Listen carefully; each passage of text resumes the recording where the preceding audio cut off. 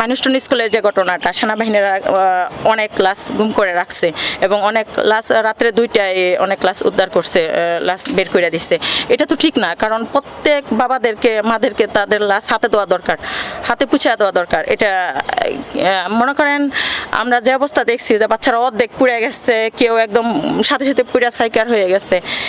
এই ঢাকা শহরের মধ্যে একজন নতুন পাইলট, তাকে এই বিমান দেওয়া মোটেও ঠিক হয় নাই, একদম উচিত না। কারণ এই বিমানের বয়স আজকে না, দেশ স্বাধীনতার আগের। মাইনস্টোন স্কুলে যে ঘটনাটা হচ্ছে, এটা আমি সত্যি বলতে আমি তীব্র নিন্দা জানাচ্ছি যে এইভাবে যে ঘটনাটা হচ্ছে। ইতিপূর্বে আমাদের জানা মতো আমাদের বয়স হওয়ার পরে আমরা দেখি নাই যে আমাদের বাংলাদেশে ঢাকার মধ্যে এরকম ঘটনা এইভাবে হইতে, ঠিক আছে।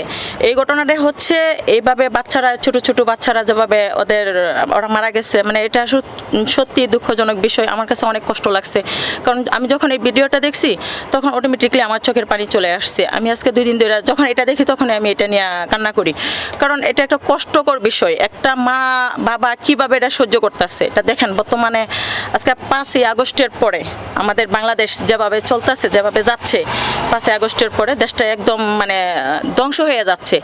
এই যে বর্তমান সরকার যে বসছে, ডাক্তার ইউনূস, উনি যে দেশ চালাতে পারতেছে না, তারপরে উনি পদত্যাগ নিচ্ছে না। কেন উনি পদত্যাগ নিচ্ছে না? ওনার একান্তভাবে পদত্যাগ নেওয়া দরকার। উনি স্বেচ্ছায় পদত্যাগ নেওয়া দরকার। উনি আর কত চাই এই বাংলাদেশকে ধ্বংস করতে? এই বাংলাদেশটা একদম ধ্বংস করে দিছে, ছাইখার করে দিছে। যেমন আজকে 5ই আগস্টের পরে চাঁদাবাজি, সন্ত্রাসী, ছিনতাই, ডাকাতি, ওপেনে পাথর দিয়ে নিক্ষেপ করা, বিভিন্নভাবে চাঁদা ধরা। ইতিপূর্বে আপনারা জানেন কয়দিন আগে গোপালগঞ্জে একটা ঘটনা হয়েছে। গোপালগঞ্জে সরাসরি ছাত্রলীগের অনেক লোকজনকে করছে, সেনাবাহিনী প্রকাশ্যে গুলি করছে।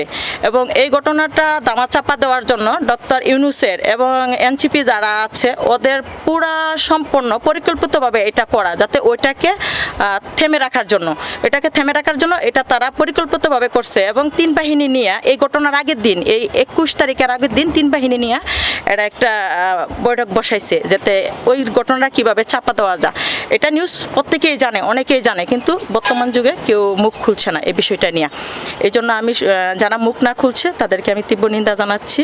কারণ এই ছোট ছোট বাচ্চারা যেভাবে মারা যাচ্ছে, অনেকেই একদম পুরা মনে করেন যেন ওদের কোনো অংশ নাই, কোনো অংশ দেখা যাচ্ছে না। কারণ ওরা তো বাচ্চা, ওরা তো আমাদের বাচ্চা, আমাদের ভবিষ্যৎ, ওরা তো আমাদের ভবিষ্যৎ, তাই না? ওদের দিয়ে তো আমরা ভবিষ্যতে অনেক কিছু দেখতে পারবো, অনেক কিছু পাবো, কিন্তু ওইটা তো আমাদেরকে দিচ্ছে না। বর্তমানে সরকার আমাদের ভবিষ্যৎ বলতে কিছু রাখছে না। ভবিষ্যৎ বলতে যা আছে সব উনি সাইকার করে দিচ্ছে। তারপরে উনি মানে খাইতে খাইতে উবরা হয়ে যাচ্ছে, তারপরে উনি আরও খেতে চাই। এই জন্য ওনাকে আমি মানে তীব্র নিন্দা জানাই, ওনাকে ঘৃণার চোখে দেখি।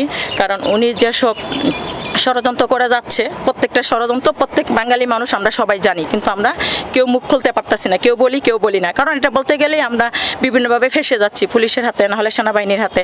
বর্তমানে যে সেনাবাহিনীরা যা করতেছে আপনারা দেখছেন, যে মানুষটন স্কুলের যে ঘটনাটা, সেনাবাহিনীরা অনেক লাশ গুম করে রাখছে এবং অনেক লাশ রাত্রে 2টায় অনেক লাশ উদ্ধার করছে, লাশ বের করে দিচ্ছে। এটা তো ঠিক না, কারণ প্রত্যেক বাবাদেরকে মাদেরকে তাদের লাশ হাতে দেওয়া দরকার, হাতে পুছিয়ে দেওয়া দরকার। এটা মনে করেন আমরা যে অবস্থা দেখছি যে বাচ্চারা অর্ধেক পুড়ে গেছে, কেউ একদম সাথে সাথে পুড়া সাইকার হয়ে গেছে। এই ঢাকা শহরের মধ্যে একজন নতুন পাইলট, তাকে এই বিমান দেওয়া মোটেও ঠিক হয় নাই, একদম উচিত না। কারণ এই বিমানের বয়স আজকে না, দেশ স্বাধীনতার আগের সেই যুদ্ধের বিমান। এই যুদ্ধের বিমান এখন কেন দিবে? এই প্রশিক্ষণে নতুন বিমান দিত, অবশ্যই নতুন বিমান দেওয়া দরকার ছিল। পাশাপাশি প্রশিক্ষণটা এখানে একদম এলাও হয় নাই, কারণ এই প্রশিক্ষণটা দেওয়ার দরকার ছিল খোলা কোথাও জায়গায়, অন্য ঢাকার বাহিরে কোথাও খোলা জায়গায় দেওয়া দরকার ছিল। এরা একদম পরিকল্পিতভাবে করছে যে ওই গোপালগঞ্জের বিষয়টা দামাচাপা দিব, যাতে এটা হবে, এটা হলে ওই গোপালগঞ্জ মানুষ ভুলে যাবে না। গোপালগঞ্জ কোনো সময় মানুষ ভুলবে না। গোপালগঞ্জ বাংলাদেশ যতদিন আছে গোপালগঞ্জ থাকবে, এটাই বাস্তব। কারণ গোপালগঞ্জে নিয়ে মানুষ যত যা কিছুই করে, যে এই যে দেখতেছেন এনসিপিরা যা করতেছে, এরা তো একজন টুকাই ছিল একসময়, সবাই জানে যে রেলগাড়ি দেখা গেছে 8জন 10জন মিলে একটা মেসে থাকছে, ঠিক মতনে ভাত পাইছে না, ঠিক মতনে তরকারি পাইছে না, এরা জানি সরকার গঠন করবে। সরকার গঠন করার জন্য গোপালগঞ্জ যায়। এই বিষয়টা আসলে সত্যি আমার খুব হাস্যকর বিষয়, খুবই কষ্ট লাগে, হাসিও লাগে যে কি হচ্ছে এই দেশে, এই বাংলাদেশে কি হচ্ছে, আমরা কি দেখতে পারছি। এই সরকারের অধীনস্থ এই বাংলাদেশে কোনোটাই নিরাপদ না, স্কুল না, মাদ্রাসা না, কোনো কিছুই না। এই যে দেখেন এই বাচ্চাদের বিষয়গুলি দেখা মানে আমার এত খারাপ লাগছে, কি বলেন যে এত শিশু বাচ্চারা মানে 5-6 বছরের বাচ্চারা যেভাবে মানে দৌড়ে বের হয়েছে নিজের যান বাঁচানোর জন্য।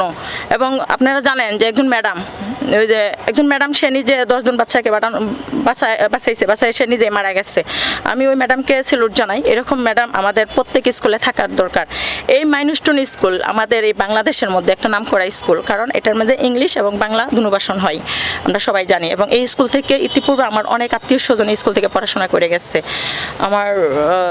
আমার অনেক আত্মীয় স্বজন এখান থেকে পড়াশোনা করে গেছে, যার জন্য এই স্কুলের প্রতি আমি সত্যি দুঃখজনক বিষয় যে স্কুলের বাচ্চাগুলি যেভাবে দৌড়ায় গেছে, মানে আমি কি বলবো, আমার এক কথায় আমি তখন কান্না সহ্য করতে পারছি না। আমার কাছে অনেক কষ্ট লাগছে যে কি হচ্ছে এই বাংলাদেশে।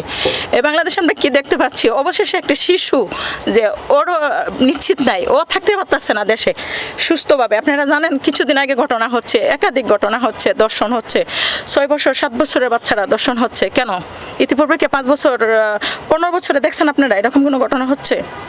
শেখ হাসিনা সরকার থাকতে তো প্রত্যেকটা জিনিসের মধ্যে একটা সচেতন ছিল। এখন কেন আমরা সচেতন পাচ্ছি না? কেন আমরা নিরাপত্তা পাচ্ছি না? কেন আমরা সন্ধ্যার পরে বের হতে পারছি না? রাত তো দূরের কথা, আমরা দিনে বের হতে পারি না, দিনে মুখ খুলতে পারি না। মাইলস্টোন স্কুলে যে ঘটনাটা হচ্ছে এটা সঠিক তদন্ত হওয়া দরকার, এটার পিছনে নিশ্চয়ই রহস্য আছে, ওই রহস্যটা বের করা দরকার। কতজন মারা গেছে, কতজন হাসপাতালে আছে, এখনও সাংবাদিকরা শিওর বলতে পারতেছে না। কারণ আমি আজকে যে দেখলাম, আজকে আমি এই গেটের সামনে এসে যে দেখলাম যে গেটে তালা লাগানো, সাংবাদিকদেরকে ঢুকতে দিচ্ছে না। সাংবাদিকরা যদি পর্যবেক্ষণ না যেতে পারে তারা কি দেখবে বা কি ঘটনাটা সঠিক কীভাবে ধরবে? তার মানে সাংবাদিকদেরকেও তারা সঠিক তথ্য দিচ্ছে না। তাদের মধ্যে অনেক কিছু আছে, এত কিছু লুকায় পারবে না। যতই লুকাইতে চাপ না কেন, সত্যের জয় হবে একদিন, সত্য কখনো চাপা থাকে না। এই মাইলস্টোন স্কুলের বিষয়টা আমি তীব্র নিন্দা জানাচ্ছি বর্তমান সরকার এবং যে সেনাবাহিনীরা তো ছিল এখানে, অনেকেই ছিল, ওরা অনেকেই করছে, ষড়যন্ত্র ছিল ওদের মধ্যে, যা আমি বুঝতে পারছি। ওদেরকে বলার মতো কোনো ভাষা নাই, কারণ ওরা এখন বর্তমানে সেনাবাহিনীরা হচ্ছে ছাগলের 3 নম্বর বাচ্চাদের পিছনে দৌড়াচ্ছে। এটা আপনারা ইতিপূর্বে নিজের চোখে দেখতেছেন। গোপালগঞ্জের বিষয়টা যে হাসনাত আবদুল্লাহ একটা টুকাই, কাল্লা বেশ টুকাই, মানে ওরা দেখলে আমার বমি আসে এক কথায়। ওরা সেনাবাহিনী করে সেভ করে টাঙ্কিতে ঢুকাই। কেন টাঙ্কিতে ঢুকাবে কেন? ওরা সাইডা দিবে, ওরা মেরে ফেলবে, শেষ একদম মেরে ফেলবে, যাবে গা। ও গেলে তো দেশটা সুন্দর হয়, সুন্দরভাবে দেশটা চলে। তো সেনাবাহিনী কেন ছাগলের 3 নম্বর বাচ্চার পিছনে ঘুরবে? সেনাবাহিনী ঘুরবে সরকারদের পিছনে, দেশের পিছনে, দেশের জনগণের পিছনে। জনগণকে নিরাপত্তা দেবে, জনগণকে নিরাপত্তা না দেয় টুকাইদেরকে নিরাপত্তা দেওয়া দেশটা ধ্বংস করে দিচ্ছে। এই জন্য আমি সেনাবাহিনীর প্রতি তীব্র নিন্দা জানাচ্ছি।